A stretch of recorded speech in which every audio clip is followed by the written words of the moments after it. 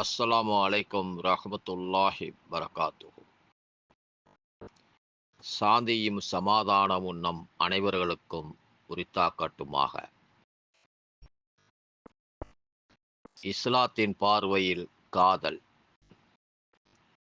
இஸ்லாத்தில் காதலிக்க அனுமதி உண்டா? உண்டு. எந்த முறையில்? காதல் என்பதற்கு ஒரு ஆண் ஒரு பெண்ணை விரும்புதல் என்றோ அல்லது ஒரு பெண் ஒரு ஆணை விரும்புதல் என்றோ பொருள் கொண்டால் அதற்கு இஸ்லாத்தில் மார்க்கத்தில் அனுமதி உண்டு. இன்னும் சொல்லப்போனால் விரும்பிதான் திருமணமே செய்ய வேண்டும்.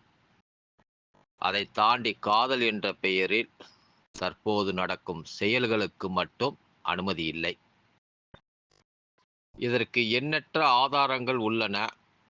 வலிமையான ஒரே ஒரு ஆதாரத்தை மட்டும் இங்கே எடுத்து காட்டுகிறோம். காத்திருக்கும் காலகட்டத்தில் அவர்களை மனம் செய்ய எண்ணுவதோ சாடை மாடையாக மனம் பேசுவதோ உங்கள் மீது குற்றம் இல்லை. அவர்களை நீங்கள் மனந்தால் விரும்புவதை அல்லாஹு அறிவான். நல்ல சொற்கள் சொல்வதை தவிர இரகசியமாக அவர்களுக்கு வாக்குறுதி அளித்து விடாதீர்கள். உரிய காலம் முடியும் வரை திருமணம் செய்யும் முடிவுக்கு வராதீர்கள். உள்ளுக்குள்ளே இருப்பதை அல்லாஹு அறிவான் என்பதை அறிந்து அவனுக்கு அஞ்சுங்கள்.